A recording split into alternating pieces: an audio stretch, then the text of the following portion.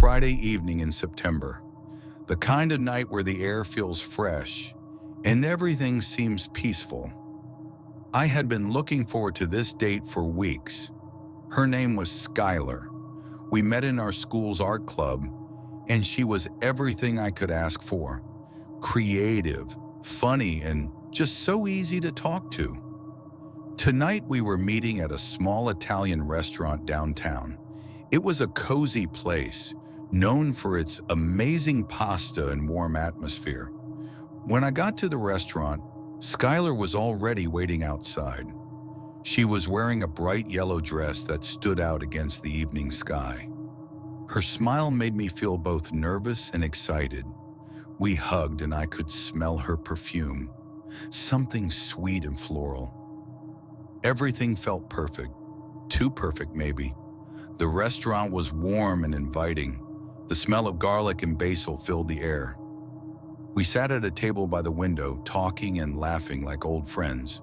But then, something felt off. I noticed a man sitting across the room. He was wearing a long coat, and his hood was pulled up, hiding his face. His eyes kept looking towards Skylar. At first, I tried to ignore it. Maybe I was just being paranoid. But the longer we stayed, the more uncomfortable I felt. The man's gaze was constant, like he was watching us. Skylar didn't seem to notice. She was talking about her latest art project, a painting of a sunset full of bright colors and hope. But I couldn't stop thinking about the man. Something about him just didn't feel right. After dinner, we decided to take a walk in the park. The evening air was cool, and for a moment, everything seemed normal again. But then, that feeling came back, the feeling of being watched. I looked around and froze. There he was, the same man from the restaurant, sitting on a bench, staring right at us. Skylar admitted she had felt it too, but didn't want to say anything. I could feel my heart start to race. We walked faster, heading back to the parking lot. But as we walked, we heard footsteps behind us. Heavy, deliberate footsteps. We turned around, and there he was, the man walking toward us. We started running. My hands were shaking as I fumbled for my car keys. Skylar was right beside me, her face pale with fear. We got to the car, and I quickly unlocked the doors. Just as we got inside and locked the doors, the man appeared at the window, banging on the glass. "Open the door," he demanded, but I didn't hesitate. I slammed my foot on the gas and sped away, the man's silhouette fading in the rearview mirror. In a frustrated tone, Skylar urged me to get us both back to my house. I nodded, focusing on the road. As we drove through the streets, some of the panic started to ease.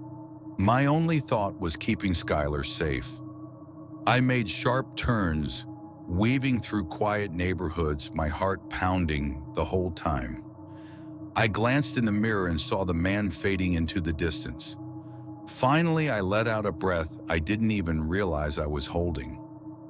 At last, we arrived at my house. I parked quickly, and we rushed inside, locking the door behind us. I was gasping for air, my hands still shaking. The silence inside felt strange. We had escaped, but the fear was still there, clinging to us. We sat on the couch, trying to calm down. I turned to Skylar, but she didn't say anything. She just nodded, her eyes still wide with fear. I wrapped my arm around her, trying to comfort her. I told her we were safe now, and I meant it. But even as I said it, I could still feel that lingering dread. I was grateful we were together, but I couldn't forget what had just happened. The next morning, I couldn't stop thinking about what had happened. I kept replaying the night in my head, wondering if there was something I could have done differently. Skylar and I talked about it, but neither of us had any answers. Who was that man? What did he want? We didn't know. and that scared me more than anything. I decided to go to the police. I told them everything. The man at the restaurant, the park, the chase. They took my statement, but said there wasn't much they could do without more information. I felt frustrated, but I knew I had to do something. I couldn't just let this go. A few days later, I was scrolling through the news online when something caught my eye. It was an article about a man who had been arrested for stalking and harassing women in the area. The description matched the man from the restaurant. Long coat, hood, same height and build. My heart started racing as I read the article. Could it be him? I called Skylar right away. She came over and we read the article together. The man's name was Marcus, and he had a history of following women, sometimes for weeks before making his move. The police had finally caught him after one of his victims managed to get a photo of him. Skylar and I both felt a strange mix of relief and fear. Relief that he was caught, but fear that we had been so close to danger. Over time, Skylar and I tried to move on from what happened. We still went on dates, but we were more careful. We always made sure to stay in public places, and we kept an eye out for anything unusual. It wasn't easy, but we didn't want to let fear control our lives. Skylar and I grew closer because of what we went through. It was a scary experience, but it also showed us how important it is to look out for each other. But I've learned to focus on the good things, like how Skylar and I handled the situation together.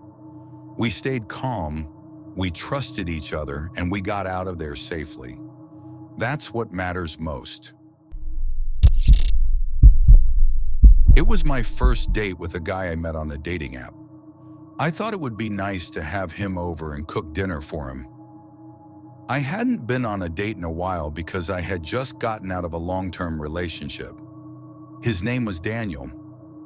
He was 28 and I was 30 at the time. I didn't think it was strange to have him over for dinner before meeting him in public.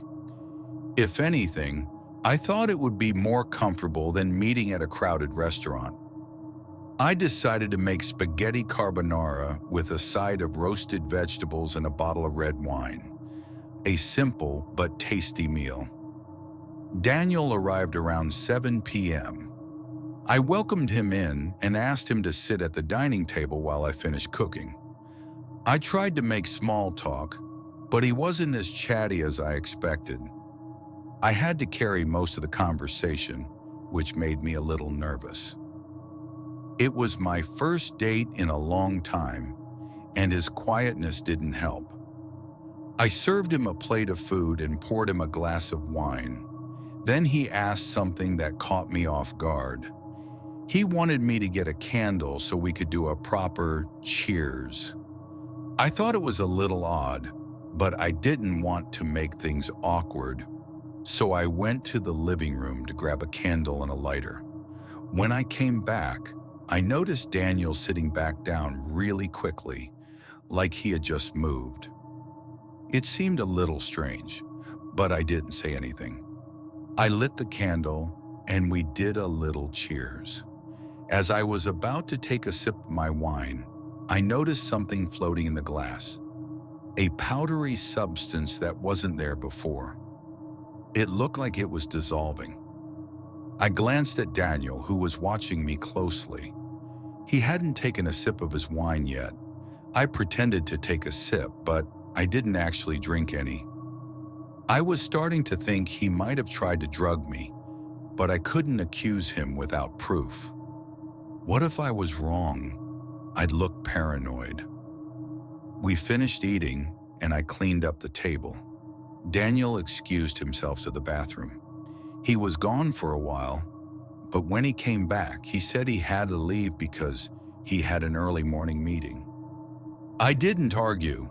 I walked him to the door, hugged him goodbye, and locked it behind him. I went back to the kitchen and smelled the wine. It didn't smell like anything unusual, but I dumped it just to be safe. I checked the house to make sure nothing was missing, and everything seemed fine. I told my best friend what happened over the phone and went to bed, or at least I tried to. I've always had trouble sleeping, and that night was one of those nights. I tossed and turned for hours. Around 3 in the morning, I heard a glass fall in the kitchen. It scared me because glasses don't just fall on their own. Then, my bedroom door creaked open.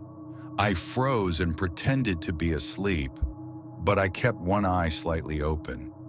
Someone stood in the doorway for a few seconds before leaving the room. I waited a minute, then got up to see what was going on.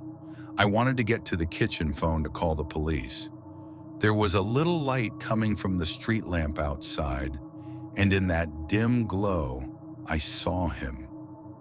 Daniel was standing in the corner of the living room. He wasn't hiding or crouching, just standing there, completely still. My heart was racing. I said his name, Daniel, but he didn't respond. He was standing near the knife block. I told him, "If you leave right now, I won't call the cops." There was a long, tense silence. Then he put something back on the counter, walked to the back door, and left. What he put back on the counter was a knife. I realized that when he went to the bathroom earlier, he must have unlocked the back door, planning to come back later. His plan to drug me had failed, so he tried something else. I locked the door immediately and called the police. They took the knife for fingerprints and found out Daniel had a criminal record. They went to his apartment and arrested him. I didn't press charges, but I never saw him again. That night still haunts me, and I've never invited someone over for a first date since. A few weeks later, I got a call from the police. They told me Daniel had been arrested again, this time for breaking into another woman's home. Apparently, he had tried the same thing, drugging her drink and sneaking back in later. But this time, the woman had caught him in the act and called the police immediately. Hearing that made me feel a mix of relief and guilt. Relief that he was finally behind bars, and guilt that I hadn't pressed charges when I had the chance. Maybe if I had, he wouldn't have been able to hurt someone else. Back in high school, I was in a huge graduating class, so I never really got close to most of my classmates. It wasn't until college that I started using dating apps, and that's when I began matching with people I barely knew from school. One day I matched with a girl named Sarah. She was in my grade, and I already followed her on Instagram and Snapchat, but we never really talked in person. I sent her a message asking how she'd been. We started chatting about high school and how it was funny we never really crossed paths. She seemed cool, and we had a lot in common. After a while, she suggested we hang out that night. I asked if she wanted to meet for coffee or food, but she said she'd rather just come over to my place. I thought that was fine, so I agreed. She asked if my parents were home, and I told her no, just my younger brother. I gave her my address, and she said she'd let me know when she was on her way. I waited and waited. An hour passed and I didn't hear anything. I sent her another message on the app, but no reply. I checked her Instagram and saw she had just posted a story. It was a funny meme. Then I checked her Snapchat, and she was hanging out with a friend from high school. I was confused. Was she still coming? I commented on her story, asking if she was on her way. She opened it a few minutes later and replied, "What are you talking about?" I reminded her about our conversation on the app. She said, "I don't have that app. Send me the profile." I sent her a screenshot, and she immediately told me it was a fake account using her photos. She told me to report it, so I did, and the app removed the profile. But I wasn't worried about the fake account anymore. I was worried because someone had my address and knew my parents weren't home. I made sure all the doors were locked and stayed on edge, expecting something to happen. As it got later, I started to relax a little. That's when I heard a blood-curdling scream from my brother's room. I jumped off the couch and ran to his door. He opened it just as I got there, his face pale and terrified. He screamed that someone was outside a window. I checked the window, but no one was there. Still, I knew it wasn't a coincidence. I tried calling my parents, but I couldn't reach them. My brother was too scared to sleep alone, so he stayed in my room that night. I stayed downstairs for about an hour, listening for any sounds. The house was eerily quiet, except for the occasional creak of the floorboards. I kept telling myself it was just the house settling, but deep down, I knew something was off. When I finally went to bed, I heard something, a noise. My brother heard it too because we both sat up at the same time. It sounded like footsteps, slow and deliberate, coming from the hallway. Our parents weren't supposed to be back until the next day. I locked the bedroom door and called 911. I whispered to the operator that I thought someone was trying to break in. My brother started crying, and I told him to stay quiet. Then we heard footsteps outside the door. Someone tried turning the doorknob, and when it didn't open, they started banging on the door. A deep, angry voice said, "I know you're in there. I can smell you."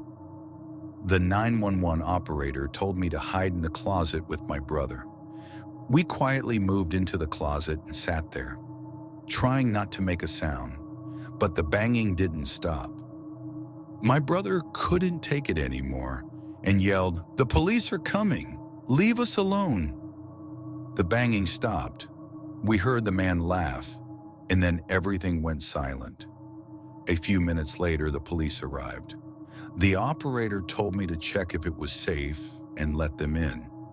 The officers searched the house and found that the intruder had come in through my parents' bedroom window, using the backyard awning to climb in. My brother yelling about the police must have scared him off. The police suggested we stay somewhere else for the night, so we went to a friend's house. Later that night, I got a notification on my phone. It was a message from an unknown number. My stomach dropped as I read it. "You should have let me in." I showed it to the police, but they said there wasn't much they could do without more evidence. They advised me to change my number and keep my social media accounts private. My parents installed security cameras and motion sensor lights around the house. My brother refused to sleep in his room, and I barely slept at all. Every noise, every shadow made me jump. One night, as I was lying in bed, I heard a faint tapping on my window. My heart raced as I slowly got up to look. There was nothing there, but I couldn't shake the feeling that someone was watching me. A few days later, I got another message. This time, it was on Instagram from an account with no profile picture. The message read, "I'm still watching." I blocked the account immediately, but the damage was done. I felt like I was being hunted, like whoever this was wouldn't stop until they got to me. The police increased patrols in our neighborhood, but they never found the intruder. Over time, the messages stopped and the fear began to fade, but I never forgot what happened.